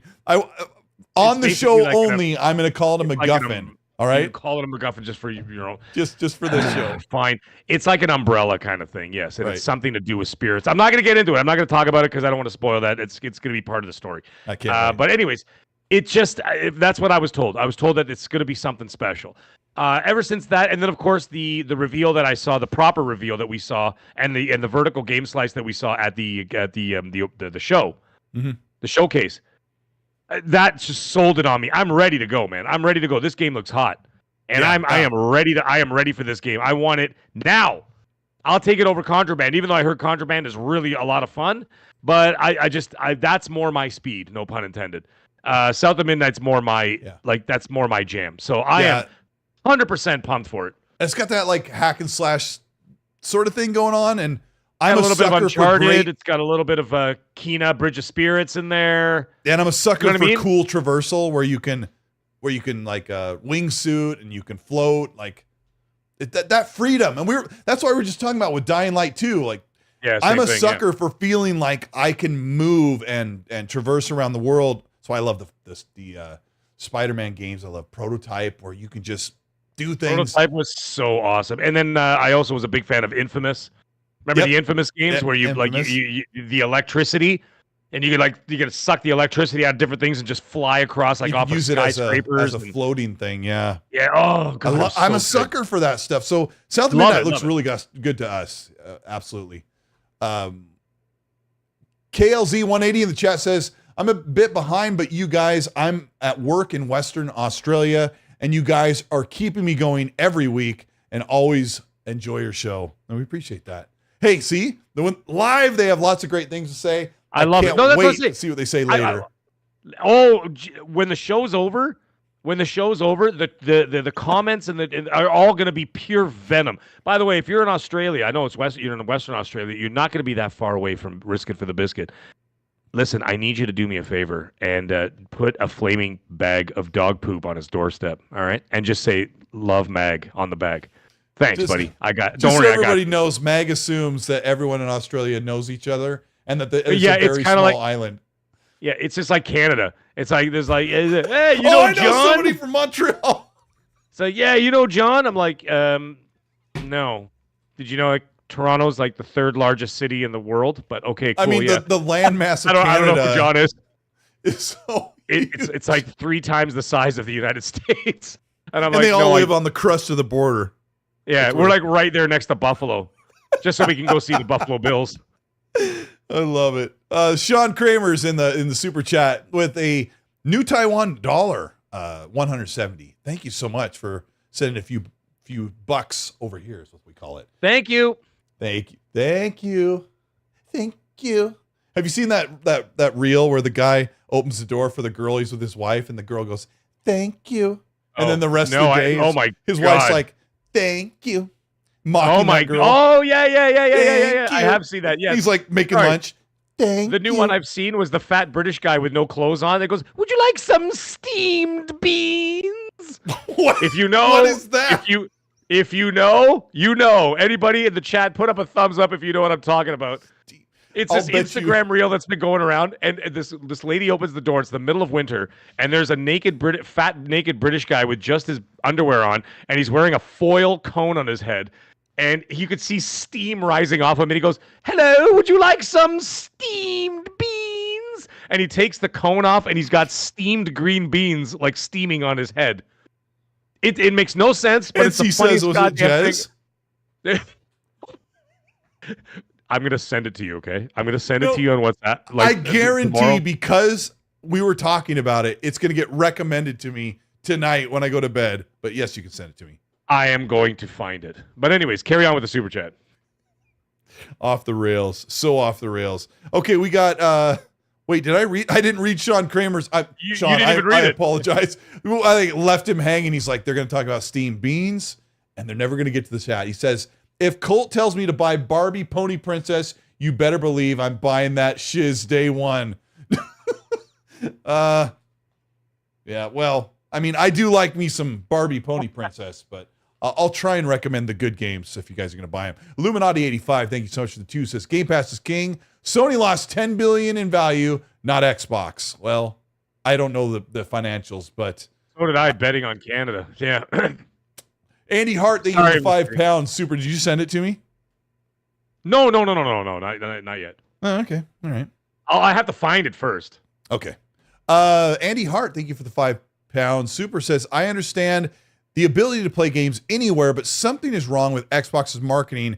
Can't get my head around Game Pass on a Fire Stick. Now, you weren't here, Meg, and I'll make this brief because Red and I talked about it for about 15 minutes, that we think Red Wolf and I, our personal take on Game Pass on a Fire Stick is it's too many steps removed for like the everyday average person to come into the Xbox ecosystem and say, I need a Fire Stick, I need to pay for Game Pass, it's a monthly subscription, and I need to buy a wireless controller that Bluetooths into my TV, and will it work with my Wi-Fi? That was kind of our take on why we don't think the Amazon Fire Stick will be super successful. What's your prediction? I don't know. I really don't know. I'm not really 100% sure. Like, it's one of those wait and see situations. Do you think there's too many steps? Is what I'm saying. Like, is it too many steps? No, I know. I understand what you're saying. I understand what you're saying. It's just, but I'm just saying is that it's going to be one of those wait and sees again. But however, at the end of the day, it's just another part of the laundry list of options you have. Okay. So, are you willing to jump through a couple of hoops to save $500? Probably. Oh yeah, that's true. That is mentality, right? You know what I'm saying? Like, if you think about it that way, it's like, all right, well, I got to do like 4 semi pain in the ass things, which are not really pain in the ass. They're just like whatever 4 or 5 steps you have to do. However, that 4 or 5 steps to save you $500, then I don't see the problem.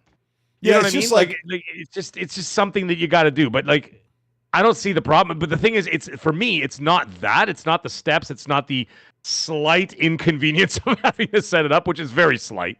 Sure. But at the end of the day, what it is it has to work, and it has to work well. It has to look good and run well. That is all that matters. If it works well, incredibly well, and it performs well, then people will notice that. You know what I'm saying? Yeah. But if it doesn't operate properly, like if someone gives it a shot and everybody looks like they're like doing the robot under the strobe light in the 1980s disco, well then it's not gonna take off. You know what I mean? So that's a bit of a thing. Like xCloud. You remember xCloud? I was playing xCloud back in 2020 when I was in Tampa, Florida, on vacation, and I was in the airport, and I was playing xCloud at the Tampa airport. Fantastic, because I had 5G at that time, which of course it was roaming, so I guess it wasn't really 5G, so it was 4G, but I was using that, and it was great. As soon as you left out of the metropolitan area, garbage. And after that, I never played xCloud again, because I'm just like, what's the point? I have to be at home somewhere where incredibly strong internet connection, then it was fine, right? But then the thing, if I'm already doing that, I'm probably at my house. I'll just play on my TV. So, this thing has to be able to perform. That's all I was trying to say. Yeah, and who was it that said marketing? Was that same? Yeah, it was. Andy Hart's like, what's wrong with their marketing? Yeah, because if you have it, like, you got to get somebody to buy a controller. They're not going to have a controller at home because the controller, they have one because they have a console. So if Xbox, like if you load up your Amazon Fire Stick and there's an ad from Xbox that says, hey, you want access to 200 games or 300 games? Click here to get an Xbox wireless controller and a free month of Game Pass. Like, otherwise, I don't know how you get people in there. And the other thing I'll say, Andy, is that the only people who are going to make that leap to, like Mag says, save $500 because they don't want to buy a console. Like, that's not that's not quite the market they're going for. They want to bring in people who normally wouldn't game. The only people who are going to come in is if there's a game in Game Pass that everyone's talking about, like the Wii Sports of Game Pass, where people are like, I really need to I need to jump on this access to Xbox games or to play this certain game.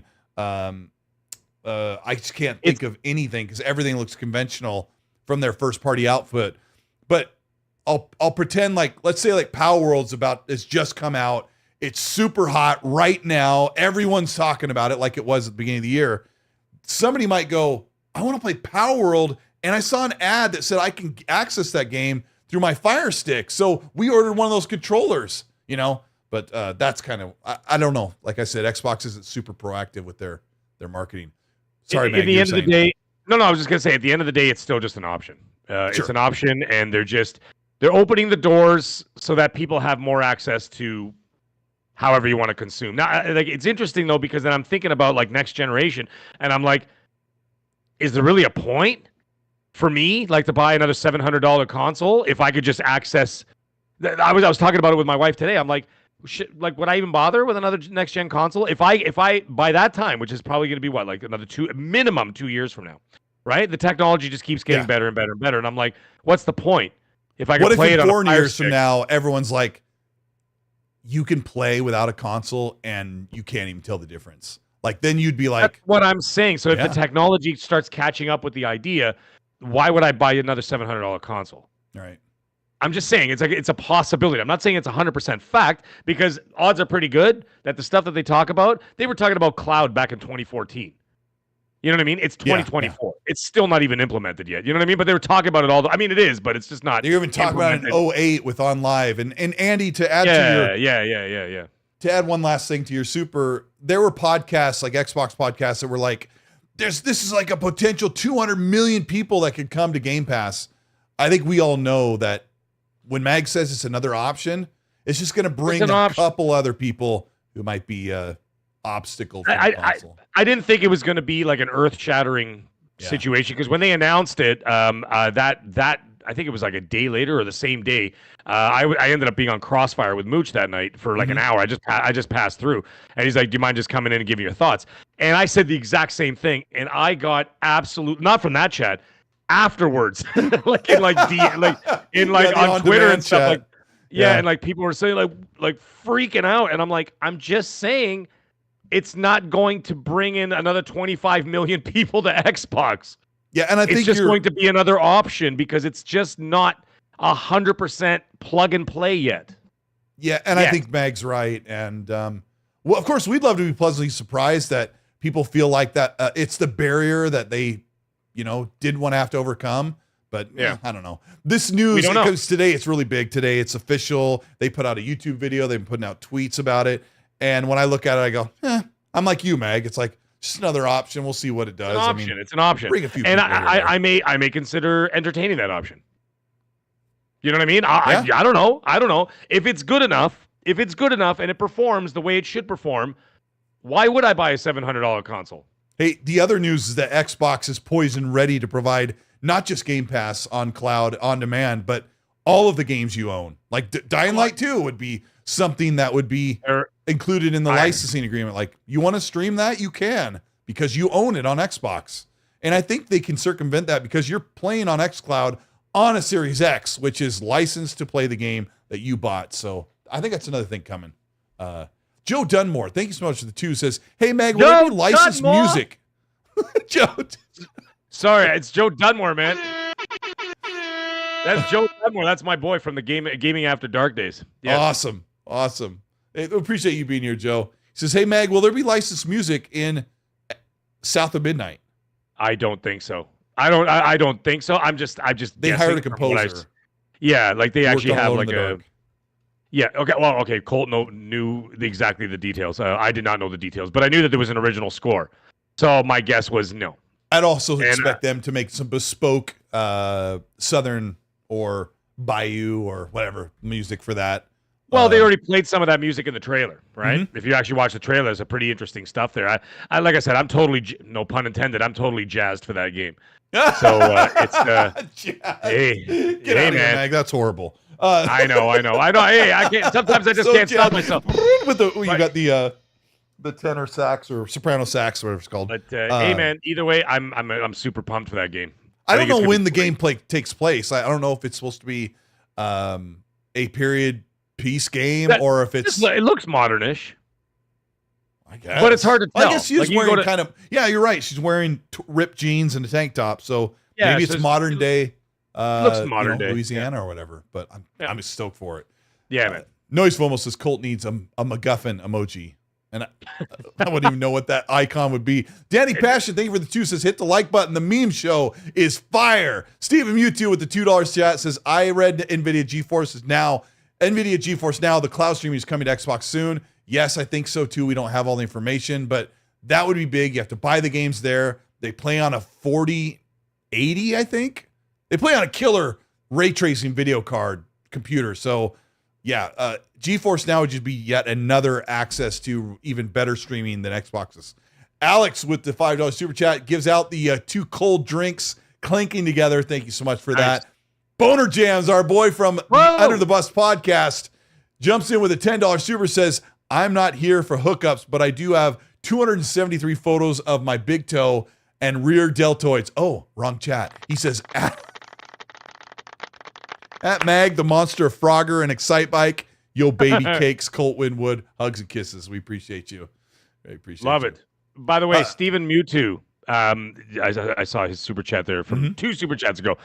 He's looking for. He reached out to me about a Forza. He's trying to get like the 1,000 out of the thousands of completions on Forza Horizon 4 and 5, if I'm not mistaken. And I'm like, dude, I play those games, but I'm not the guy. I actually said, I would go, you know what? Ask Wandering Dutch, man. He might help you out. But anybody in the chat, hit this guy up. If you're great at Forza, help him out, man. He's trying to get these achievements. Yeah. I don't go for all the achievements in the Forza games, in the Horizon ones. I play the crap out of them, but I just play them. I just do the new seasonal stuff. I do the DLC, and I just play them, and I don't look up the list to chase them. But that's what makes Mag and I different. That's another reason why Mag has double the gamer score I do. Trail Roberts with a $5 super says, do you think the Fire Stick will get in the way of the handheld Xbox? Mag has the answer for that one. No. The handheld is going to be something that Well, it's handheld. It's something you're probably going to take on the road with you, take to work, take if you're a commuter. I think that's kind of thing. The Fire Stick is not something you're going to be dragging around, right? It's going to be something that has to be plugged into a TV, or if you're on vacation somewhere, which could come in really handy. I could actually see that like coming in handy. Like for example, in August, I'm going to be gone for about 10 days. I'm going to be up north, and I'm not bringing my consoles with me because I don't want anything to happen to them. I leave them here at home. But a Fire Stick would be fantastic just to plug in the TV. The cottage I'm staying at, there's like a 70-inch TV there. So, I mean, I could just plug in the Fire Stick and I'd be able to play my games like I would at home and not have to drag my console out of my house, right? Or in the meantime, now, I mean, if I want, I could play on the cloud on Xbox and I could play my PS Portal, right? So yeah, when I I'm brought up that there, thing. How do you turn? What, your ear? I can't do it backwards with the reverse. I'm kidding. I see what you're pointing at. Yeah. There, I seriously couldn't get it because you're pointing at your earlobe. I'm looking at the corrected, not a mirror because I'm looking at the corrected, and then I couldn't do it. Behind me, it was like reverse the reverse. I bring the Logitech xCloud to the beach, and I play it in the morning while everyone's getting ready. And I've done that a couple years in a row, but I don't know. Yeah. I don't normally play games when I go out of town, so. Oh, that's the other thing. Like the majority, unless it's like a rainy day, like, I'm going to be up north. It's going to, God willing, it's going to be like, as it's already been now, like the temperatures every day are like 105, 106, 108 here in Toronto. It's ridiculously hot here. Same. And, but like, I'm going up north. We're going to be in the water. I was there for a couple days just on the weekend. Everybody thought I was on vacation. Like, have a great vacation. I'm like, I just stopped by for 2 days. But the other one's going to be an actual vacation.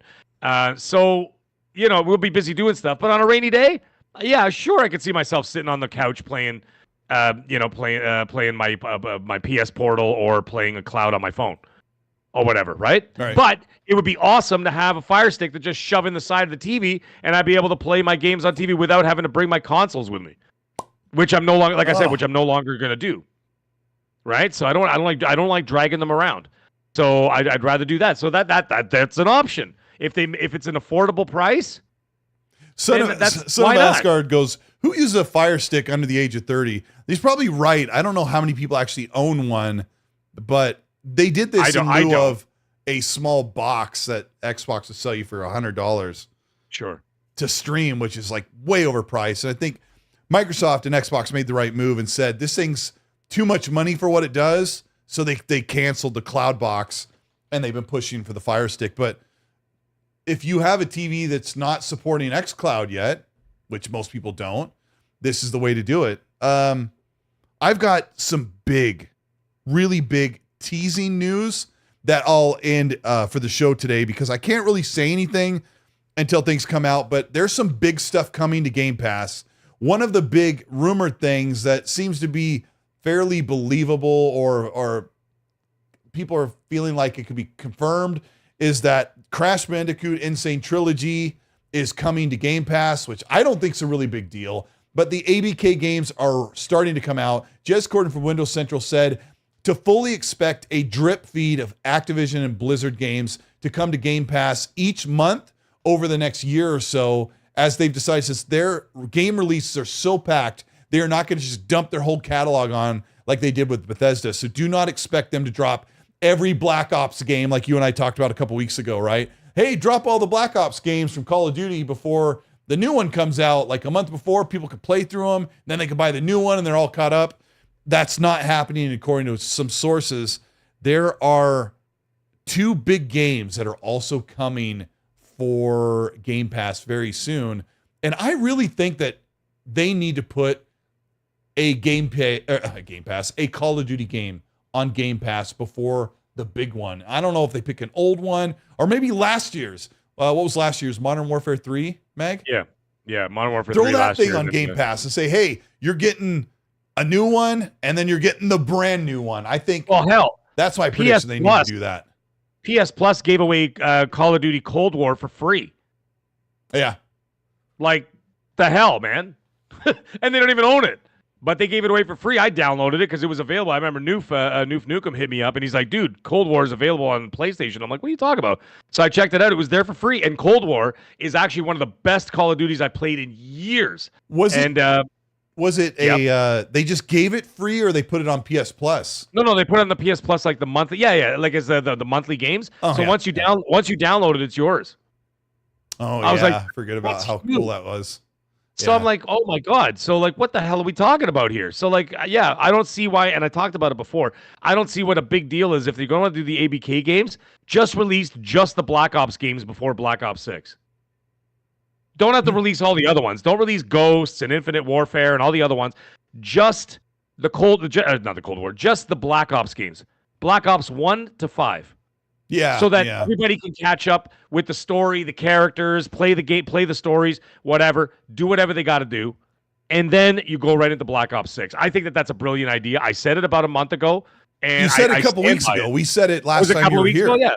Yeah, and I agree with you. I just don't think from some digging, I don't think they're doing that whatsoever. And then hearing what Jez said, but I am going to predict right now that there are going to be a couple of major drops on Game Pass this year, because the crazy thing about Xbox's release schedule, like they have 4 or 5 major games coming out, and you can count Flight Sim 2024. It is a major release. Indiana Jones is a big release. Avowed's pretty big release. And then what's the other one? Call of Duty. So those are 4 major games that are coming out in the what we call in North America the holiday season, or what would you call it? The end of the year season. Okay. Right. Yeah. There are a couple of more really big titles that are finally making their way over to console and Game Pass. So keep an eye out for that, and we will talk about that once we get more information. But I'm really excited about that because you and I know, Mag, you let your Game Pass lapse earlier in the year, and I don't blame you, because this year there's nothing to play. There's been nothing great or big. And I didn't miss a thing, in my opinion, in that year and a bit that I didn't have it. I was like, I saw the game. I saw the games, and I was like, all right, well, I'll go. Oh, yes, I forgot. Oh, my gosh. NC, thank you so much. Stalker 2. I keep only thinking of first party, but Stalker 2 is going to be an awesome game this year. And then Age of Mythology on PC, if you like RTSs, the game looks so cool. I don't like them, but I can appreciate it. I can appreciate it, too. It's not my jam, but it looked pretty cool, yeah. Yeah, so I just want to add to that, be prepared for Xbox and ABK's catalog to just start dropping within that in small portions, like 1 here, 1 there, or 2 a month or whatever they do. I'm going to expect to see some cool stuff being added to our library if you're on Game Pass. I think they're going to do the same thing they did with the EA Vault. They're going to put a subcategory of ABK, and then the subcategory of ABK, they're going to slowly implement games into that subcategory on Game Pass, right? So you're going to have, your Game Pass, Xbox Game Studios, you have your EA games, your Bethesda games, and then you're going to have the ABK games, and they're all going to be there in a catalog. And then slowly keep adding the games as time goes on. Like they're not backing up, they're not backing up a Brinks truck and be like, beep, beep. Yeah, they can't do that like Bethesda did, where Bethesda had like 20 games that they dropped like the month everything was official, and that was really cool. But ABK has way too many titles, even with just Call of Duty alone, Mag. Like Call of Duty alone brings 25 games that could drop into Game Pass if they did a big dump, and they're not going to. So they're not going to. So you do it slowly over time, and I already said the other reason why. The other reason why is because they're going to. They have to have a steady. When you have a subscription service, you have to have a steady flow of product, and by doing that, in between your first party titles that you're dropping in there, because if you noticed, they're not getting as many of those third party games in there anymore, because now they're focusing more on their own stuff because they bought so many. Now they have enough studios. Yeah. Now they have enough. So now they're not doing as many third party deals as they were doing before. So you're going to find like the Dead Island 2 drops and stuff like that. You're going to find those few and far between moving forward, because they have a lot of their own IP now. Well, so what they're going to do is Dead Island 2 came in a year after it came out. But when you say that, they also have, what's that game? I want to call it Atomic Punk, but that's not the name. That's a Van Halen song. There's like that Atomic BioShock looking. Oh, game. Atomic Heart. Yeah, Atomic Heart. Not Atomic Heart. There's another one. It's another one with like the name Atomic. I just saw a trailer for it today. Oh, okay. But they're these little games, because when you said that, Mag, Xbox had these slightly smaller games that came in that were like kind of looked AAA and they're kind of middle of the road. Like they continue to, those are still coming. But like you said, they're not going to go out there and getting Outriders and other big things. They stopped doing that because they have enough they got their own good now. feed.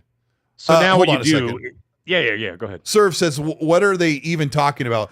Serve, I think Serve just got here. We're talking about there are a couple of mammoth, monstrous games that are coming to Game Pass at the end of this year or not long after that. Fragpunk, thank you so much, Skill at Will. Thank you so much. Fragpunk. No, not Fragpunk.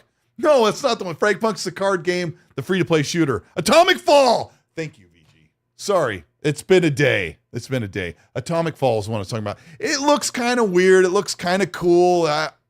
I'm like, it's one of those games where I'm like, man, I hope I end up liking it because it kind of looks neat. I'm sorry, what was it? Serve. We're talking about a couple of monumental games are rumored to come to Game Pass. People are kind of like waiting to see what they are. I think it's going to be pretty big. And Mag was explaining really well that now they can fill in all those little holes because this year sucked when it came to waiting for Hellblade 2. Like what came to Game Pass? And then we'll get out of here. It's late. I mean, there was stuff, but I mean, it was nothing that interested me. So yeah, same. It was what it was. But anyways, the point is that in between, like, let's say you launch 4 or 5 first-party games a year on Game Pass, right? In between there, that's where you could slowly start to drip feed your back catalog of ABK games to keep people interested. Oh, by the way, there's nothing coming out in I don't know, make up a month. February. Nothing coming out in February. Let's drop 2 Call of Duty Black Ops games in there in February. Yeah. In March, let's drop whatever Tony Hawk 1 and 2 remake, and one of the Crash Bandicoot, maybe the Insane trilogy or something, whatever. And then the next month you could drop like, you know what I mean. And then all of a sudden the first party comes out. Then you give it another month or so because you want that first party to breathe. Then you have a dead period. Then you drop a Spyro, maybe 2 Spyros, maybe 3, maybe the whole Spyro collection, whatever.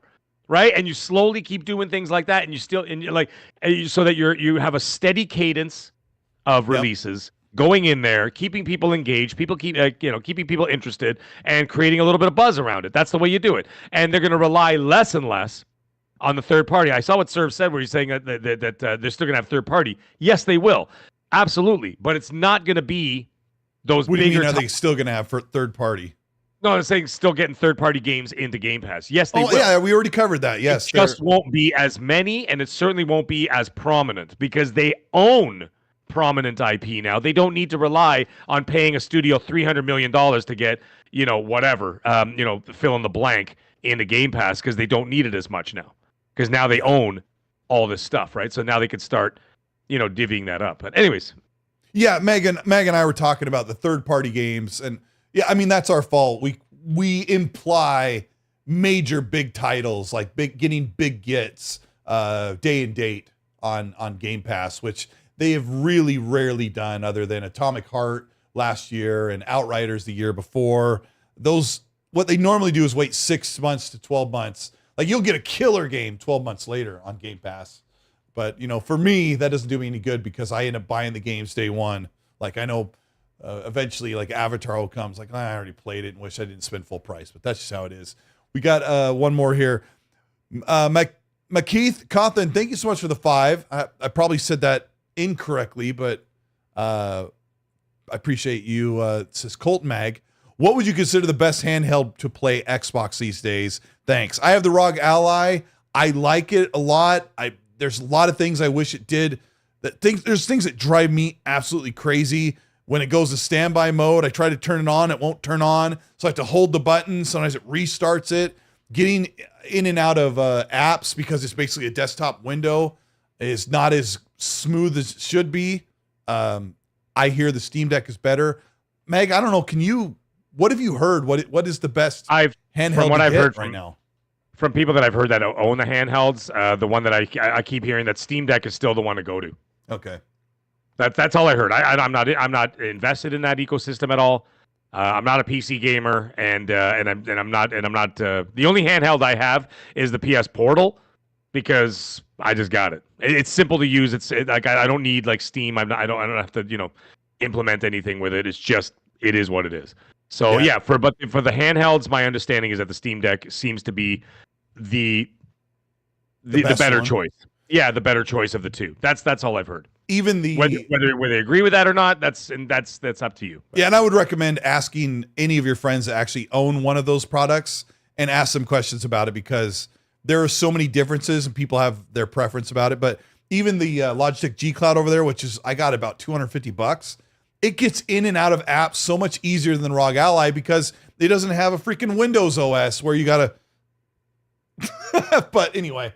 But the ROG Ally is really powerful, and I played a bunch of the first Descendants on it this week when my mom wasn't looking. I'm like, anyway.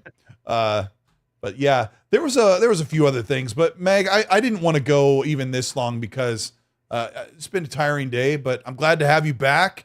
And well, I don't know. You want to say anything to the great people of the XNC podcast? I just want to say I just want to say thank you guys all for tuning in and having a great night tonight, having a good time.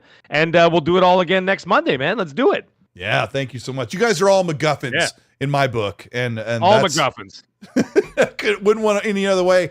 Check out the channel here. Hopefully, I'll have a brand new video tomorrow, and it's going to be a long one. It's going to be awesome if I can have it ready for tomorrow. If not, it'll be out the next day. Thank you, everybody, for all your support. Hit the like button on the way out, and we'll see you next week. Meg, I got to find the button that gets us out of here. Otherwise, we're stuck. I got to find that button. Just press the hang up. Bring you back. Okay, I hit that thing so quick, and it cut our mic. Meg, all right, bye. I'll see you next week, bro. Have a good one.